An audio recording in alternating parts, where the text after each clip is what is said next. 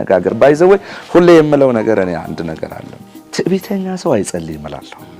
ሃምብል እግዚአብሔር ጋር ጥገኛ የሆነ ሰው ነው የሚጸልየው።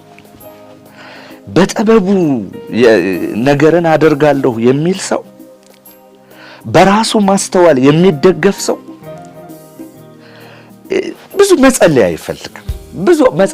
የሚጸልይ ሰው ሃምብል ሰው፣ በቃ ሃምብል ሰው ነው፣ ጥገኛ የሆነ ሰው ነው ማለት ያለ እኔ ምንም ነገር ማድረግ አትችሉም የሚለው ቃል የገባው ሰው የሚጸልይ ሰው ያለ እግዚአብሔር ምንም ነገር ማድረግ እንደማይችል የገባው ሰው ነው። የራሱ ማስተዋል በቃ ሂዶ ምንም የሆነ ቦታ ላይ ወጥመድ ሊኖረው እንደሚችል ዝም ብሎ ፌድ ሊያደርግ የሚችል እንደሆነ ጥበቡ ያወቀ የእግዚአብሔር ጥበብ እንደሆነ ትክክለኛ ጥበብ የሆነ ስለዚህ የሚጸልይ ሰው ራሱ ትሁት የሆነ ሰው ነው። የእግዚአብሔር ጥገኛ የሆነ ሰው ነው።